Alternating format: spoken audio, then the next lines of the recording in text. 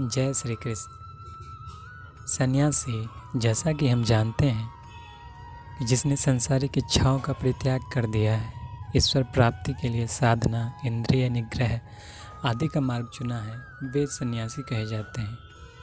हमें ये पूर्वाग्रह है कि सन्यासी सब दूर दराज पहाड़ों पर निर्जर एकांत में होते हैं। वैसे सन्यासी सांसारिक कर्मों का भी परित्याग कर चुके होते हैं। वे अपना सब कुछ त्याग कर आत्म साक्षात्कार और ईश्वर प्राप्ति के लिए तपस्या करते हैं। अब योगी के बारे में चर्चा करते हैं। भगवान कृष्ण योगी के बारे में गीता के 6वें अध्याय और 46वें श्लोक में कहते हैं, तपस्वियोऽधिको योगी ज्ञानेभ्योऽपि मतोऽधिकः कर्मेभ्यः च अधिको योगी तस्माद् योगी भव अर्जुन। योगी पुरुष तपस्वी से, ज्ञानी से तथा सकाम कर्मी से बढ़कर होता है। अतः हे अर्जुन, तुम सब प्रकार से योगी बनो। योगी के जीवन शैली के बारे में भगवान कृष्ण 16वें श्लोक में कहते हैं, नात्यश्रद्धस्तु योगोऽस्ति न चैकान्तमनश्रितः न चति स्वप्नलस्य जाग्रतो नैव चार्जुन। हे अर्जुन, जो अधिक खाता है या बहुत कम खाता है, जो अधिक सोता है अथवा पर्याप्त नहीं सोता, उसके योगी बनने की कोई संभावना नहीं है। आगे कहते हैं, युक्त आहार विहारस्य युक्त चेष्टस्य कर्मसु युक्त स्वप्न अवबोधस्य योगो भवति दुःखः। जो खाने, सोने, आमोद प्रमोद तथा काम करने की आदतों में नियमित रहता है, वह योग अभ्यास द्वारा समस्त भौतिक क्लेशों को नष्ट कर सकता है।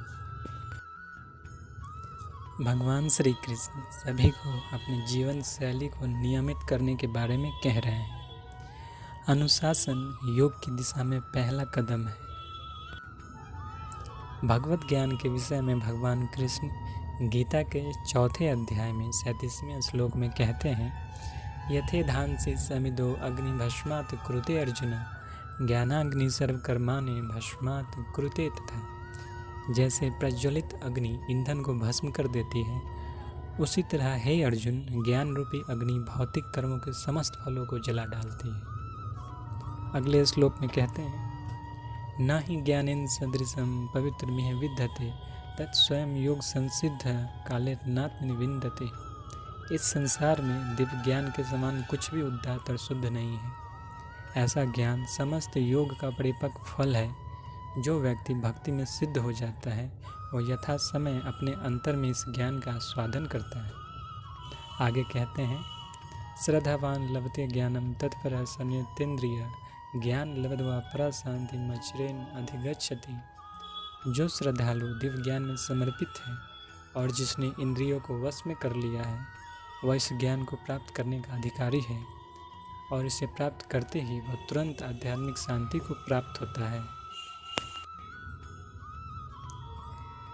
आइए कृष्ण भावनामृत पर चर्चा करते हैं। आप किसी ऑफिस में काम करते हैं। ऑफिस जाने के लिए गाड़ी आती है। ऑफिस में अच्छा इंटीरियर है। ऑफिस बहुमंजिला इमारत में है। कई सारे इक्विपमेंट्स लगे हुए हैं।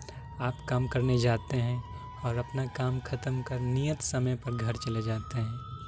ना ही आपके मन में उस गाड़ी के लिए, ना अच्छे इंटीरियर के लिए, ना उस बिल्डिंग के लिए, ना ही उन इक्विपमेंट्स के लिए मोह जन्म लेता है, क्योंकि आपको ये ज्ञान है कि ये सब कंपनी का है। उसी तरह आप जिस घर में हैं, आसपास जो भी वस्तुएं दिख रही है, यहाँ तक कि आपका शरीर भी भगवान कृष्ण का है